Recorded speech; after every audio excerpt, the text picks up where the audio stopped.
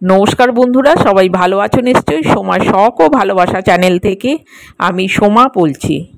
আমি শ্রাবণ মাসের প্রথম সোমবার বিকেলবেলা দুর্গেশ্বর মোটা মহাদেব শিব মন্দিরে গিয়েছিলাম। মন্দিরটা কোথায় অবস্থিত, কিভাবে আসবে, পুরোটাই এই ভিডিওর মাধ্যমে জানিয়ে দেব। টোলার দুর্গেশ্বর মোটা মহাদেব মন্দিরের ভিডিও আমি আগেও করেছি। শ্রাবণ মাসের প্রথম সোমবার আমি নিমতলা শ্মশানঘাটের পাশে ভূতনাথ মন্দিরে গিয়েছিলাম। ভূতনাথ মন্দিরে শিবের দর্শন করে এবার মোটা মহাদেব বাবার মন্দিরে চলে এলাম। মোটা মহাদেব বাবার মন্দিরটি একটি আটচালা মন্দির। মন্দিরটির গায়ে বেয়ে নেমে এসেছে বট অশ্বত্থ গাছের ঝুড়ি।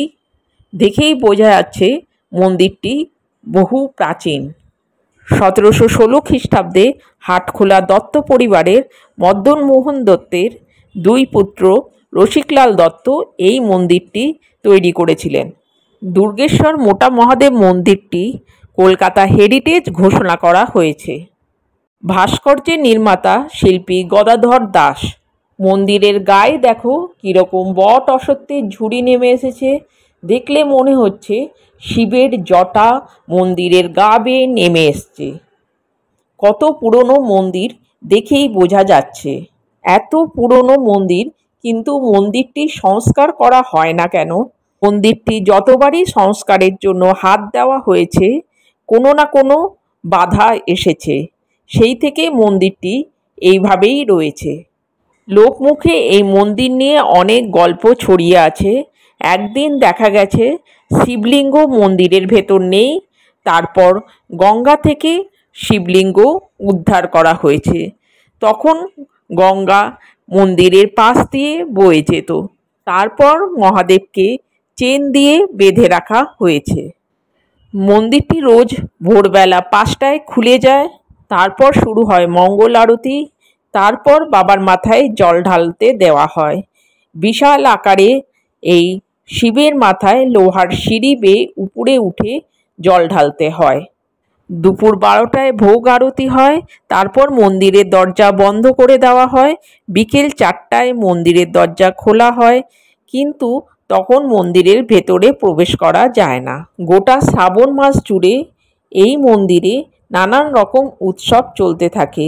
গুরু পূর্ণিমা থেকে রাখি পূর্ণিমা পর্যন্ত উৎসবের আমেজ থাকে। বহু ভক্তের সমাগম হয় এই মন্দিরে। সন্ধেবেলা মহাদেবকে রাজবেশে ফুলের সজ্জায় সাজানো হয়। এবার বলি এই মন্দিরে আসবে কী করে। ট্রেনে যদি আসতে চাও, শোভাবাজার আহিরিটোলা স্টেশনে নেমে পায়ে হেঁটে এই মন্দিরে আসা যায়।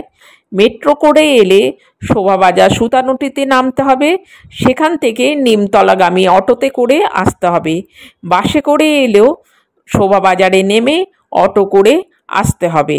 আর জলপথে এলে আহিরিটোলা লঞ্চ ঘাটে নামতে হবে। কলকাতায় যারা থাকো বা কলকাতার বাইরে থেকে কলকাতায় বেড়াতে এলে অবশ্যই দুর্গেশ্বর মোটা মহাদেব মন্দির দর্শন করে যাবে, বেশ ভালো লাগবে। তাহলে বন্ধুরা, আজকে এই পর্যন্তই।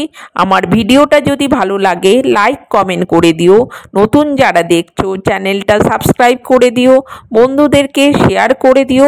সবাই ভালো থেকো, সুস্থ থেকো। আবার দেখা হবে কোনো একটা নতুন ভিডিওতে।